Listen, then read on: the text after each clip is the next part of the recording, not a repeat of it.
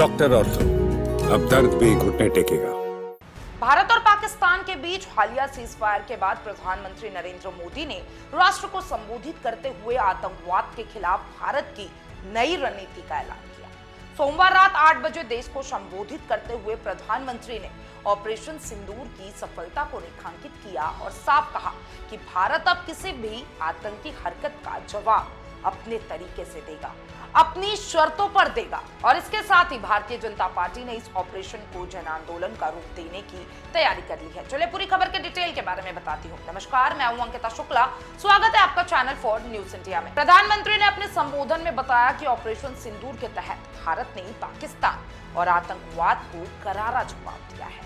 देखिए, उन्होंने दावा किया कि इस ऑपरेशन में 100 से ज्यादा खूंखार आतंकवादी, 50 पाक सैनिक और 9 आतंकी ठिकानों पर 11 हवाई अड्डे ध्वस्त किए गए। पीएम मोदी ने कहा कि जिन आतंकियों ने हमारे देश की बहनों बेटियों के माथे से सिंदूर मिटाया था, हमने उन्हें ही मिट्टी में मिला दिया।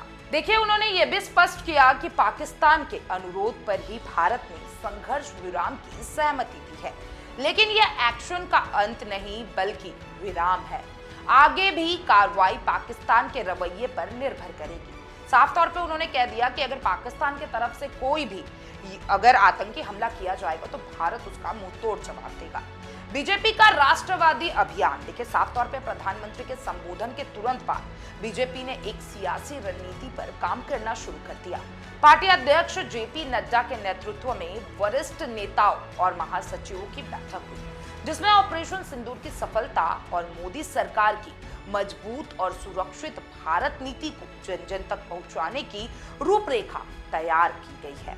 जी हां, आप बिल्कुल सही सुन रहे हैं। इस कड़ी में बीजेपी 13 मई से 23 मई तक तिरंगा यात्रा निकालने जा रही है। इस यात्रा में केंद्रीय मंत्री, सांसद, विधायक, पार्टी पदाधिकारी और कार्यकर्ता हिस्सा लेंगे। ये यात्रा लोगों को भारतीय सेना की वीरता, ऑपरेशन सिंदूर की सफलता और मोदी सरकार के संकल्प से अवगत कराने का माध्यम होगी।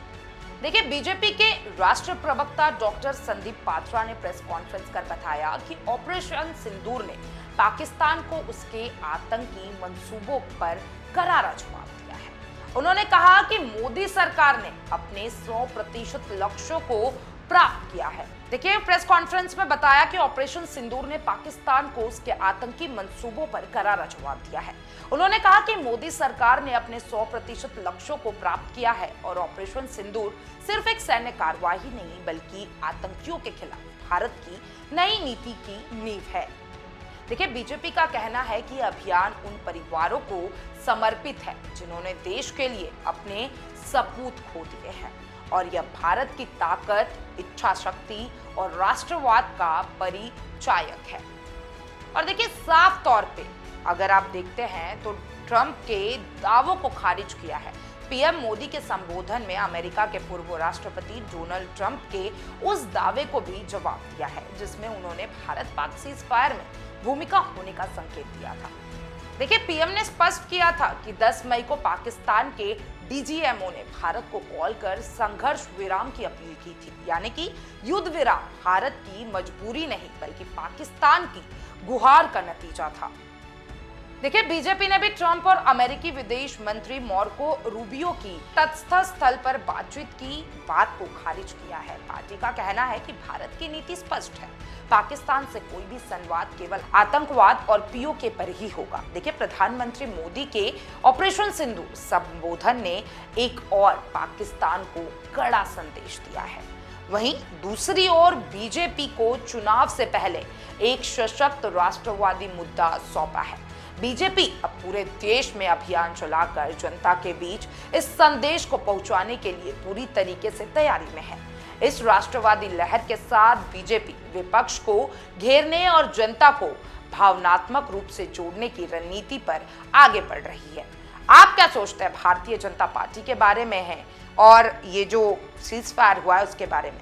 यह तो तय है कि आने वाले दिन में ऑपरेशन सिंदूर सिर्फ सैन्य रणनीति नहीं बल्कि राजनीतिक प्रचार का अहम हिस्सा बनने जा रहा है। मुझे बताइएगा जरूर। तमाम ऐसे अपडेट्स के लिए चैनल फॉर न्यूज इंडिया के साथ बने रहें। डॉक्टर और तुम, अब दर्द भी घुटने टेकेगा।